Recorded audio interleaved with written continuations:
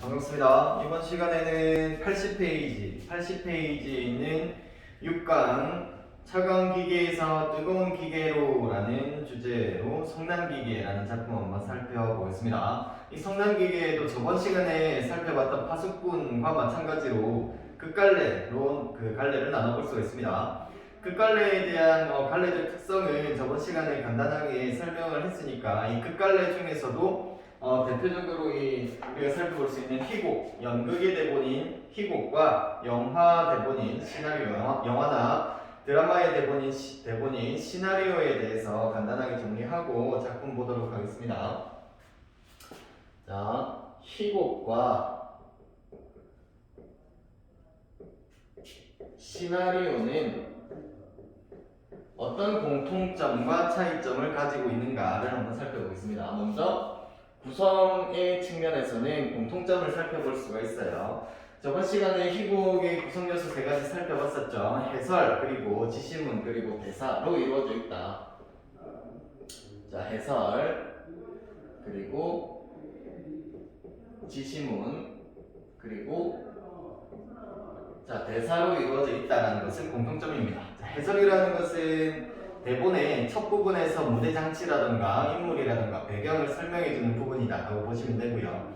지시문 같은 경우에는 괄호 안에 등장인물들의 어떤 표정이라든가 행동을 지시하는 내용이 있겠죠. 그 다음에 배경이라든가 효과, 그리고 조명 같은 것들, 무대 조명 같은 것들을 지시하는 부분, 지시문이 있고, 그 다음 대사 같은 경우에는 대화, 등장인물들끼리 나누는 대화, 그리고 혼잣말, 독백, 그리고 관객들과 그리고 등장인물들 간의 약속을 통해서 등장인물 다 상대방은 듣지 못하지만 관객은 들을 수 있는 방백, 이렇게 나눠볼 수가 있었습니다. 그런데 차이점 같은 경우에는 어떻게 나눠볼 수가 있냐면, 첫 번째 희곡 같은 경우에는 막과 장으로 이루어져 있다라는 특징이 있죠. 그런 다음 시나리오는 어떻게 구성이 되어 있어요?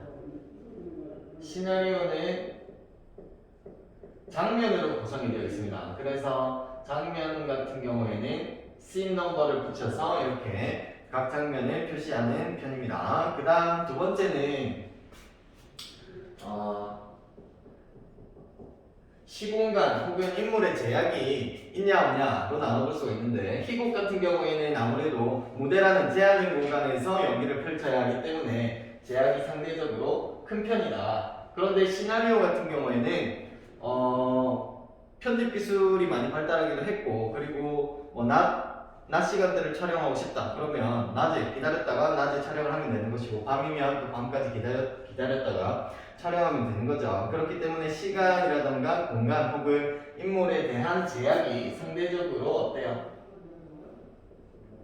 희곡에 비해서 시나리오는 그 제약이 상대적으로 작다. 여기서 말하는 제약은 인물이라거나 등장인물 혹은 배경 혹은 공간 정도로 살펴볼 수가 있겠네요. 인물이라거나 배경이라거나 공간 혹은 시간까지 이 정도 살펴볼 수가 있겠습니다. 그런데 보통 요 희곡 시나리오 플러스 해가지고 참고로 CF 참고로 해가지고 소설하고 많이 비교를 하는 편인데요. 소설 같은 경우에는 이 제약의 측면에서 희곡 시나리오와 차이점은 거의 없다. 제약 부분에서는 이제 제약이 거의 없다라고 보시면 되겠습니다. 왜냐하면 사람이 상상할 수 있는 그 상상력이 닿는 데까지 이제 무제한적인 그런 부분, 무제한적으로 상상할 수 있는 부분에 대해서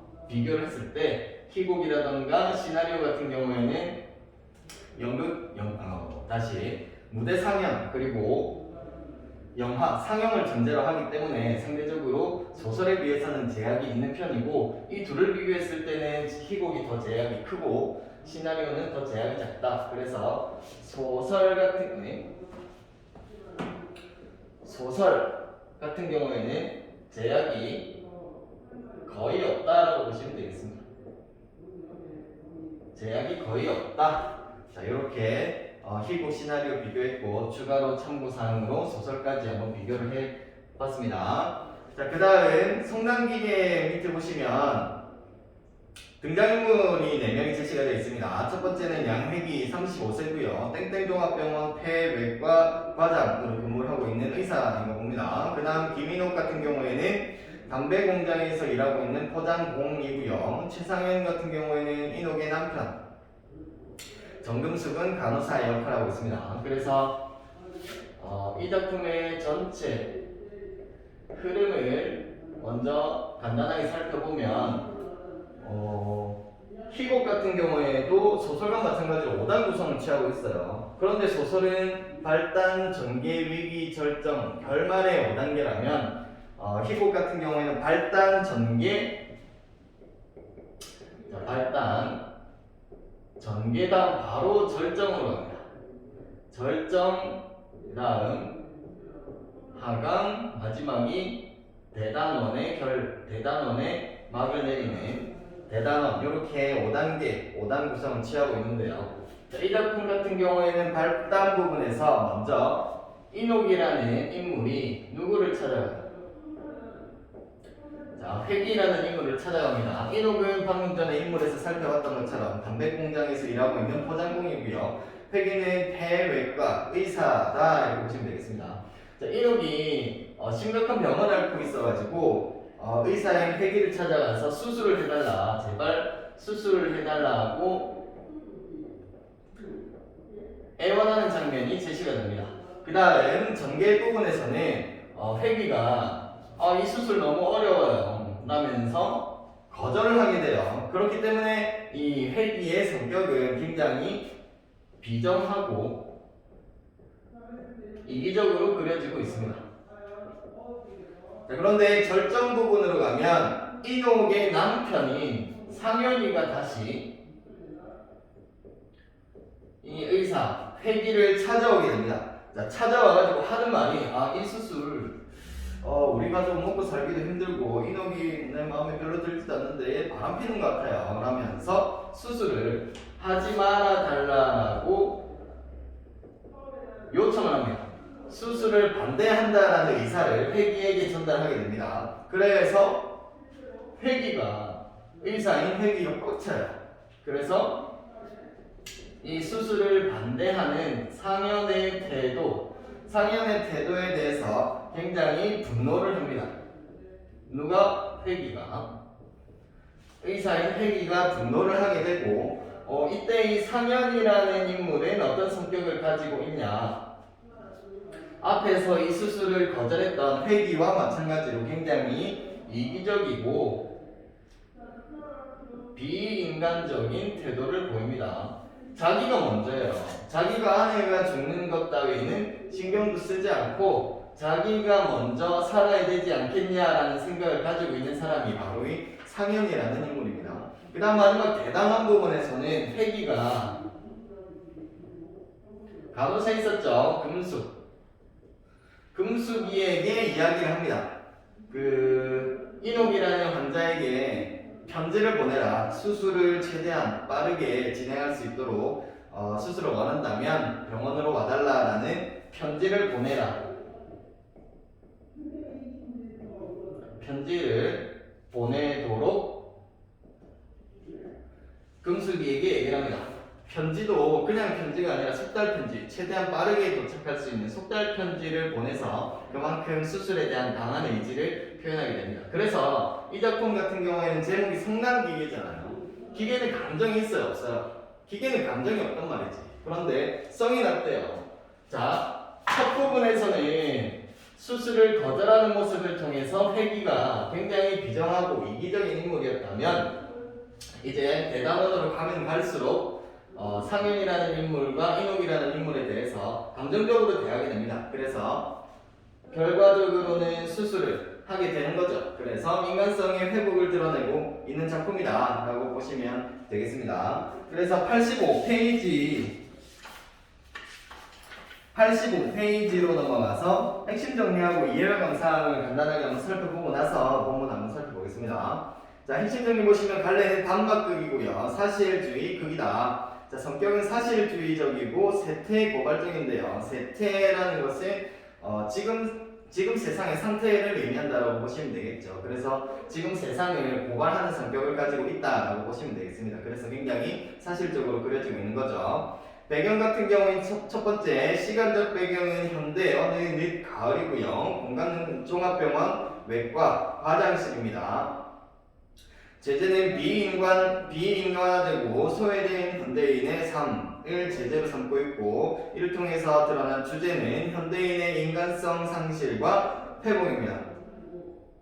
자, 특징은 전반부와 후반부가 대립구조를 취하고 있는데요. 요번에 포인트가 이 회비라는 인물이 있습니다. 외과 의사인 회비가 첫 번째 전개 부분부터 해서는 전반부에서는 굉장히 비정하고 이기적인 인물로 그려지고 있지만, 시간이 흐름에 따라서 인간성을 회복하는 모습을 드러내고 있기 때문에 전반부와 후반부가 대립구조를 취하고 있다고 보는 거고요. 그 다음 두 번째, 물질 문명을 비판하고 휴머니즘을 옹호하고 있다라고 되어 있는데요. 휴머니즘이라는 것은 인간다움을 존중하는 사상이다, 이렇게 보시면 되겠습니다. 그래서 돈이면 다가 아니다, 사람이 먼저다라는 의미죠. 그 다음 3번, 밀도 있는 심리 묘사로 갈등을 잘 보여주고 있습니다. 여기서 이 심리 묘사는 보통 어떻게 표현이 되어 있냐면 희곡이니까요, 지시문을 통해서 보통 드러나는 편입니다. 이해와 감상으로 넘어가서, 이 작품은 종합병원의 외과 화장실을 배경으로 냉정하고 인간미 없던 한 의사가 인간성을 회복해가는 과정을 그린 희곡이다. 자, 이 작품은 크게 전반부와 후반부로 나눌 수가 있는데, 전반부 세모하겠습니다. 전반부 세모, 그 뒤에 밑줄 그을 거예요. 전반부에서는 인옥의 인간적인 호소와 회귀의 기계적인 대응이 갈등을 이루고 있다. 자, 희곡도 소설과 마찬가지로 인물, 사건, 배경을 구성 요소로 취하고 있죠. 자, 그래서 등장인물들 간의 갈등을 통해서 사건이 전개가 된다는 것도 역시 소설과의 공통점이었습니다. 그 다음 후반부 세모 표시하시고요. 후반부에서는 상현의 비인간적인 태도와 회귀의 인간적인 면모가 갈등 관계를 형성하고 있다. 자, 여기까지 밑줄.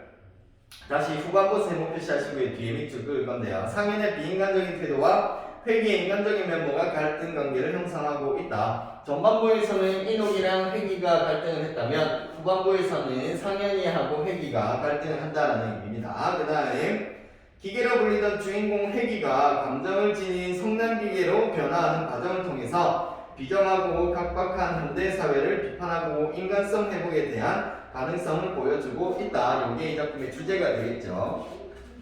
자, 이런 내용이다라는 것을 염두에 두시고 80페이지로 넘어가서 본문 한번 보겠습니다. 자, 등장인물은 아까 살펴봤으니까요. 바로 밑에 시간, 공간적 배경 살펴보겠습니다. 자, 때는 현대, 그리고 오늘 가을이고요. 곳, 장소가 되겠죠. 종합병원의 폐외과 화장실입니다. 자, 무대는 땡땡종합병원 폐외과 화장실을 배경으로 하는 거고요. 정면 벽 우측에 밖으로 통하는 문이 있다. 문의 5분의 1은 두꺼운 반투명 유리가 끼어 있고, 검은 페인트로 화장실이라는 세 글자가 쓰여 있다. 좌측에는 진찰용 침대와 흰 광목으로 된 칸막이 커튼, 좌편 벽에 두 개의 유리창이 남쪽으로 향하여 있어 하마터면 음침하게 될 뻔한 이 방에 환한 햇볕을 빨아들이고 있다. 그 옆쪽으로 큼직한 책상과 회전 의자와 환자용 의자, 벽 구석에 책장과 캐비닛, 우편 벽에 진찰실과 수술실로 통하는 육중한 문, 이 문과 정면 문 중간에 전임 간호사의 사무용 책상과 의자, 그 앞에 응접 세트에 출입문 한 구석에 흰 타일로 된 세면대와 옷걸이가 붙어 있다. 따라서 이 방은 가벼운 진찰과 외래객의 응접과 연구를 겸한 과장의 사실이다. 여기서의 사실이라는 것은 개인의 방이다라는 의미입니다. 자, 방 전체는 청결하다는 장점을 제외하면 단조 동그라미, 냉랭 동그라미, 음산 동그라미 하겠습니다. 그러니까 지금 이 폐외과 화장실의 분위기가 굉장히 단조롭고 냉랭하고 음산하다라는 것을 드러내고 있는 거죠.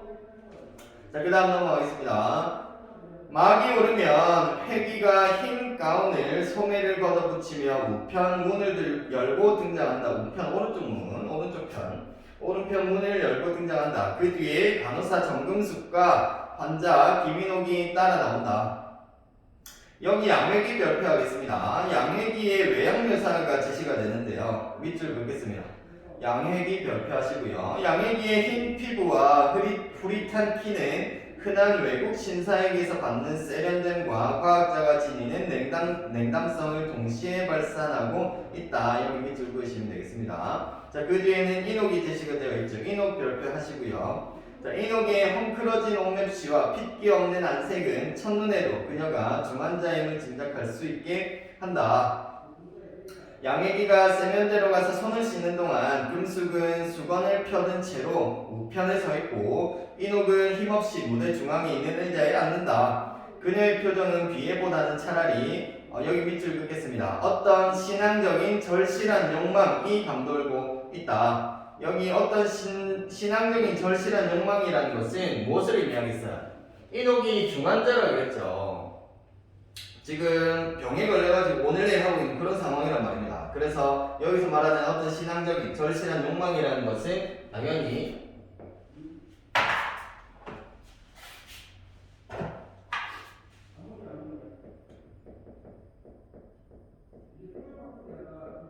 자, 살고자 하는 욕망이라고 보면 되겠죠. 그 이유는 조금 이따가 제시가 되겠지만 무엇을 위해서 이렇게 살려고 신앙적인 욕망을 가지고 있냐면 가족의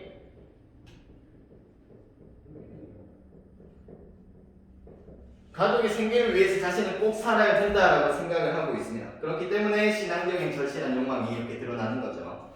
자, 회기는 금숙이 내미는 수건을 손으로 씻으며 좌편 책상 쪽으로 간다. 자, 여기까지가 앞에 살펴봤었던 해설 지시문 대사 중에서 해설 부분입니다. 해설 부분은 대본의 첫 부분에서만 제시가 돼요. 그래서 여기까지가 해설이다 라고 보시면 되겠습니다. 자, 그 다음 여기까지 내용을 살펴보면 일단 공간적 배경이 제시가 되어 있죠. 공간 어디? 네, 땡땡. 외과 의사의 병원의 과정실로 하겠습니다. 외과의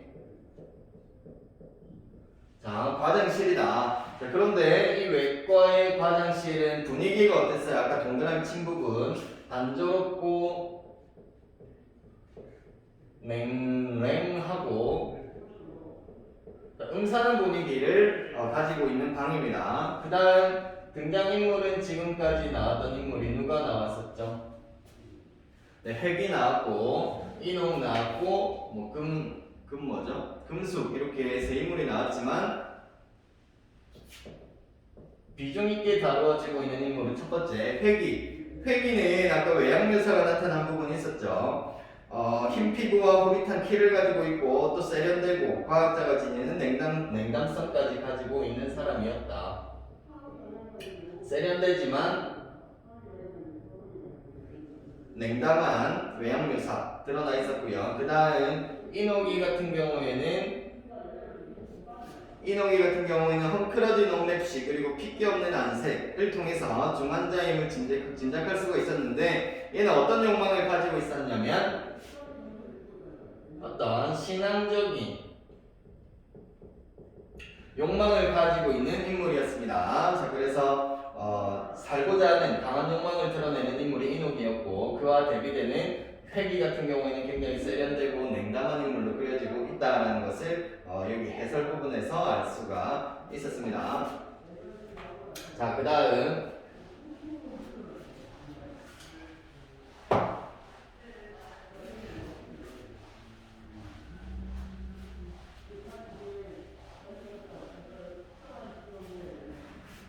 아까 우리가 이 작품은 전반부와 후반부로 크게 나눠 볼 수가 있다고 했었는데요. 이 작품의 특징이라고 볼 수가 있겠죠. 요거 간단하게 정리하고 줄거리부터 해서 뒷부분 정리해 보겠습니다. 자, 이 작품은 전반부와 시간의 흐름에 따라서 후반부로 크게 두 부분으로 나눠 볼 수가 있는데 전반부에서는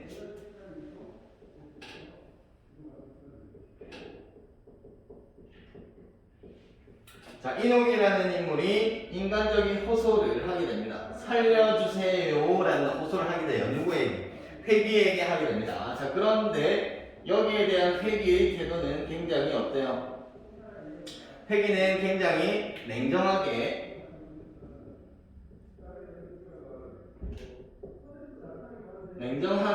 거절을 하게 됩니다. 그 과정에서 이제 인옥이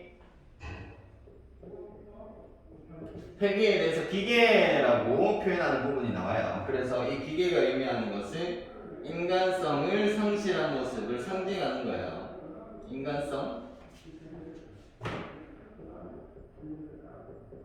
상실한 모습을 상징하는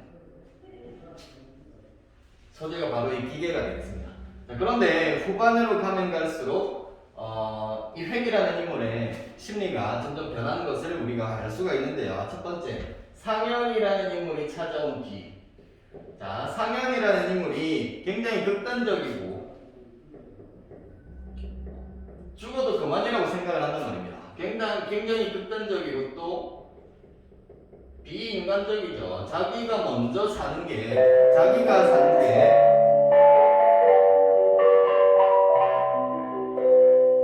자기가 먹고 사는 게 더 먼저다라고 생각을 하는 사람이에요. 그렇기 때문에 여기에서 이제 회귀가 생각이 바뀌게 되죠. 이 상현이라는 인물에 대해서 인간적인 분노의 감정을 느끼게 됩니다. 그렇기 때문에 우리 제목에서 살펴볼 수 있는 것처럼 기계에서 성간기계로 바뀌게 됩니다. 성이 났다라는 것은 이제 감정을 가지게 되었다라는 거죠. 그렇기 때문에 이 성난기계라고 표현이 되는 부분에서는 잠재된 인간성이 어떻게 되었다? 잠재된 인간성이 회복이 되었다라는 것을 드러내는 표현이 바로 이 성난기계가 되겠습니다. 그래서 첫 번째 전반부에서는 인간성을 상실한 회귀를 표현한 표현이 기계였다면 후반부로 갈수록 감정을 가지는 기계로 점차 인간성을 회복하고 있는 그런 구조를 취하고 있다라고 보시면 되겠습니다. 자, 그러면 다시 80페이지의 앞부분 줄거리부터 해서 본문을 쭉 살펴보도록 하겠습니다. 자, 앞부분 줄거리 보시면 폐 전문 외과 의사인 양회기는 폐질환을 앓고 있는 김인옥으로부터 수술을 요청받지만 병의 상태가 너무 심각하다며 거절을 합니다.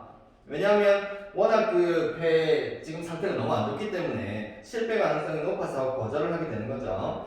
인옥은 가족의 생계를 위해서라도 꼭 살아야 한다며 수술을 간청하지만 회기는 수술 결과가 나쁠 경우에 받을 원망과 책임감을 인식하여 인옥은 냉정하게 대한다. 원망과 책임감, 죽었을 때 수술 결과가 나쁠 경우 죽었을 때죠. 그렇기 때문에 거절한다. 거절의 이유가 제시가 되어 있습니다. 자, 그 다음 81페이지로 넘어가서 등장인물의 그 이름은 제시 빼고요. 대사만 읽겠습니다. 자, 선생님, 조소하는 태도. 조소라는 것은 비웃음이죠. 비웃는 쌀쌀맞은 태도로 나는 환자의 생명을 구해줌으로써 기쁘게 해주겠다거나 사회를 위해서 선심을 쓰겠다는 생각은 없소. 나도 이 병원에서 월급을 받고 일하는 고용인이니까 댁과 마찬가지고 자, 여기서 이 회기는 의사라는 직업을 가지고 있음에도 불구하고 의사로서의 사명감을 가지고 있어요, 없어요? 사명감 따위는 찾아볼 수가 없죠. 그래서 기쁘게 해주겠다거나 사회를 위해서 선심을 쓰겠다는 생각이 전혀 없다라고 표현을 함으로써 의사라는 직업에 대한 사명감은 전혀 없고 단지 돈을 받고 일한다. 직업적인 측면에 초점이 있다라는 것을 알 수가 있습니다. 그 다음 인옥이가 애원하면서 얘기합니다. 그러니 수술을 해주시면 되잖아요. 회기가 냉정하게 원래 나는 자신 없는 일에는 손을 안 대는 성질이요라면서 굉장히 이기적인 성격을 드러내고 있죠. 아니, 환자가 죽어가도 말씀이에요. 그렇다고 내가 죽일 수는 없어. 여기 밑줄 긋겠습니다. 나는 나를 위해서 사는 거지 그 누구를 위해서 사는 사람은 아니니까. 여기 밑줄 긋겠습니다. 나는 나를 위해서 사는 거지 그 누구를 위해서 사는 사람은 아니니까. 자, 여기에서 이제 회귀의 성격을 우리가 다시 알 수가 있는 거죠. 무엇을 중시하냐? 자신의 안위 그리고 이익을 중시하는 인물입니다. 이익을 우선시하죠. 이익을 우선시하고 있기 때문에 어떤 성격이다? 비정하고 이기적인 성격이다라는 것을 알 수가 있어요. 아, 선생님, 회기가 대기 공장에서 담배를 사서 피울 사람을 생각하지 않는 것과 마찬가지 이치지요. 그렇잖아요. 우리 졸업고사 때요, 요 비슷한 논리 구조를 한번 살펴본 적이 있어요. 여기에서는 밑줄 한번 그어보겠습니다. 회기의 말, 대기 공장에서 담배를 사서 피울 사람을 생각하지 않는 것과 마찬가지 이치지요. 그렇잖아요. 피장 파장의 논리, 피장 파장의 논리. 아니, 너도 그렇지 않냐? 너도 뭐 담배 공장에서 일하면서 담배 피우고 죽을 사람 생각하고 만드냐라고 얘기하는데, 이렇게 얘기함으로써 자신의 무엇을, 자신의 태도를, 수술을 거절하고 있는 자신의 태도를 어떻게 합리화하고 있다라고 보시면 되겠습니다. 자, 여기서 말하는 자신의 이 태도는 자신의 아니 때문에 수술을 거절하고 있다. 그래서 이기적인 태도라고 볼 수가 있겠죠. 자, 인욱이가 원망스럽게 쳐다봅니다. 아, 선생님은 냉정하시군요. 기계처럼. 기계가 나오네요. 자, 기계 동그라미 하시고 별표 하나 하겠습니다. 기계 동그라미 별표 하겠습니다. 기계라는 것은 일반적으로 어떤 속성을 가지고 있어요? 기계하면 굉장히 차갑고 그리고 또 냉정하고 감정이 있어요, 없어요? 감정이 없죠. 그렇기 때문에 인간성이 상실된 것을 드러내는 것인데요. 기계 동그라미 하셨죠? 기계라는 소재는 일반적으로 문학에서 그려질 때 차가운 속성을 가지고 있는 거고요. 그렇기 때문에 냉정함을 상징한다 라고 보시면 되겠습니다. 그러니까 감정이 있어요, 없어요? 감정이 없는 대상인 거죠. 인간성을 상실한 모습을 이 기계라는 단어를 통해서 드러내고 있는 것입니다. 이때 금숙의 표정이 크게 동요가 된다. 자, 회계로 넘어와서 창밖으로 시선을 돌리며, 직업이란 사람을 기계로 만들게 마련이죠. 대개의 손처럼, 그리고 내 손처럼, 인욱이 그리고 내 손처럼이라고 얘기하는데요. 인욱이도 마찬가지로 이제 공장에서 기계처럼 일을 했다라는 것을 드러내는 거죠. 이제는 눈물도 말라버린 표정으로 그렇다고 마음까지 기계가 될 수는 없잖아요 라면서 이 회기의 기계 같은 태도를 비판하고 있습니다. 서서히 일어서며 어두운 공장에서 담배끼비를 20개씩 집어넣는 것은 내 손이지만 제 마음은 언제나 어린 것들을 생각하고 나를 생각했어요. 어린 것들, 자기 자식들 얘기하는 거죠. 이게 바로 수술을 받으려는 이유가 되겠습니다. 어려운 수술인 것을 알지만 먹여 살릴 아이들이 있기 때문에 수술을 꼭 받아서 병을 나아야 되겠다고 생각을 하는 거죠. 어떻게 하면 살 수 있을까 하고, 여기서 중요한 것은 회기의 지시문입니다. 여기 밑줄 긋겠습니다. 약간 감동되며, 여기 밑줄 긋겠습니다. 약간 감동되며. 자, 약간 감동되며에서는 이제 회기가 기계 같았던 회기가 심적으로 마음이 움직이는 거죠. 심적으로 동요하고 있습니다. 어떤 감정을 느꼈겠어요? 그냥 뭐 단순히 병이 아파서 낫게 해달라고 한 게 아니라, 나는 먹여 살릴 자식들이 있기 때문에 꼭 살아야 합니다 라고 얘기를 하고 있으니까 심적으로 마음이 움직이게 된 거고요. 자신이 수술을 거절하는 것에 대한 미안한 감정을 느끼게 되는 거죠. 내 얘기가 좀 지나쳤는지 모르지만 나는 결코 대기 죽어도 좋다는 것은 아닙니다. 그 대신 좋은 약을 소개해 드릴 테니 한번 써보세요. 알맹이는 어찌되었든 포장만 그럴싸하게 꿈이라는 말이군요. 임시방편으로 이 약을 처방해주는 것에 대해서 이것도 비판하는 거죠. 근본을 치료하지 않고, 자기에게 불리하니까 근본적인 치료는 하지 않고 약으로 이제 때우려는 모습을 비판하고 있는 겁니다. 내일 듣던 얘기지. 그런 뜻이 아니라, 괜찮아요. 수술을 못 맡아주시겠다는데 억지로 맡길 수는 없으니까 힘없이 문 쪽으로 걸어나가며, 살아보겠다는 내가 잘못인 게죠. 여기 밑줄 긋겠습니다. 살아보겠다는 내가 잘못인 게죠. 자, 여기에서는 지금 인옥의 심리를 알 수가 있는 거죠. 체념적이고 자조적인 인옥의 태도를 확인할 수가 있습니다. 자조라는 것은 자기 스스로를 이제 비우는 태도인 거예요. 다 포기한 거죠. 체념하고 자조적인 태도가 살아보겠다는 내가 잘못인 거죠. 자기에게 다 잘못을 기인하고 있는 거죠. 남들은 다 사는데 나만 죽어야 할 까닭은 없을 것 같아서 한번 여쭤보는 거예요. 하지만 선생님이 정그렇게 말씀하시는데 별 수 있어요. 그 누구를 저주하는 듯 내 살을 뜯어먹든 갉아먹든 마음대로 하라지 여기서 그 누구는 누구겠어요? 자기 남편인 상현이를 의미하는 겁니다. 그런데 그 뒤에 내 살을 뜯어먹든 갉아먹든 마음대로 하라지 이 부분에서는 남편 상현에 대한 어떤 감정을 표출하고 있어요? 원망의 감정을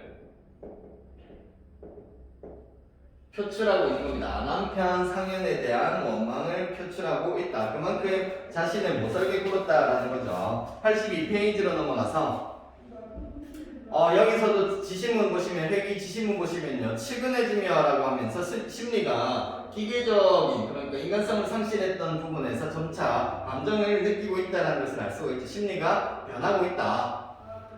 너무 괴롭혀서 죄송합니다. 선생님 말씀대로 사는 날까지 살겠어요 하고 금숙에게도 목례를 던지며 초연이 밖으로 나간다. 초연이는 뭐 비용 없이 터덜터덜 밖으로 나갔다는 의미예요. 자, 그 다음 회귀는 걷잡을 수 없는 허무감과 자책심에 사로잡혀서 인옥이 사라진 쪽을 멍하니 바라보다 말고 돌아서 제자리에 주저앉는다. 허무감과 자책감이라는 감정을 느낀 것은 인옥이가 그 자식들을 위해서 살고자 하는 의지가 굉장히 강력했는데 그 의지를 꺾은 거죠. 그렇기 때문에 허무감과 자책감을 느낀 것입니다. 살고자 하는 의지를 꺾었기 때문에 점점 인간적인 면모가 드러나는 거죠. 자, 그리고 담배를 갈아 피운다. 매우 난처한 표정인 금숙은 책상 위의 서류를 뒤적이면서 시선은 회귀에게 쏟고 있다. 그 다음 회귀로 갑니다. 무심코 담배를 든 손을 내려다보면 혼자 소리로 내 손이 기계라고 여기 밑줄 그어고 있습니다. 내 손이 기계라고 이 기계라는 말 아까 누가 했어요? 기계라는 말은 아까 인옥이가 회귀에게 기계라고 얘기를 했었죠. 그런데 기계라면 다시 한 번 더 자기를 이렇게 성찰하는 발언을 하지 않겠죠. 내 손이 기계라고 이 부분에서는 회귀가 자기 성찰을 한다. 점점 인간이 되어가고 있는 모습이 나타나는 거죠. 자기 성찰을 하고 있는 부분입니다. 금숙이가 네? 라고 반문을 하죠. 회귀 참 정간호사는 어떻게 생각하나? 뭘 말씀이에요? 내 손 말이야. 아까 그 환자가 나더러 기계라고 하던 말. 정말 그 환자는 보통이 아니던데요. 그 말을 들었을 때는 깜짝 놀랐어요. 왜? 저 선생님 뭐야 선생님 별명이 뭔지 아세요? 아니 내게도 별명이 있나? 그럼요. 그래 뭔데? 머리는 사람이고 손은 기계인 20세기 스핑크스. 여기도 밑줄 긋겠습니다. 20세기 스핑크스. 자, 20세기 스핑크스 밑줄 긋겠습니다.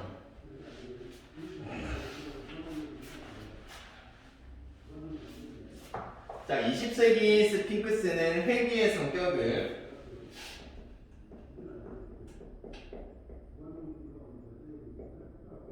단적으로 드러내는 표현입니다. 명백하게 드러내는 것이죠. 자, 회귀의 별명이 20세기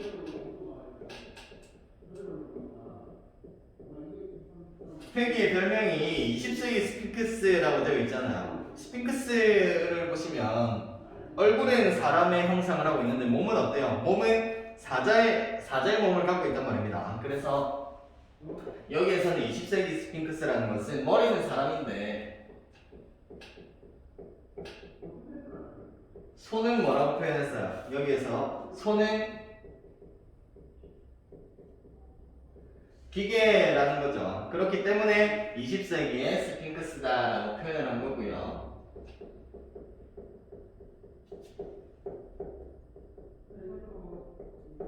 자, 20세기 스핑크스라는 별명을 붙인 거고요. 자, 이 스핑크스라는 별명을 통해서 긍정적인 의미도 추출해 볼 수가 있습니다. 긍정적인 의미는 어떤 게 있을까요? 일단 손이 기계네요. 그만큼 수술 능력이 어떻다?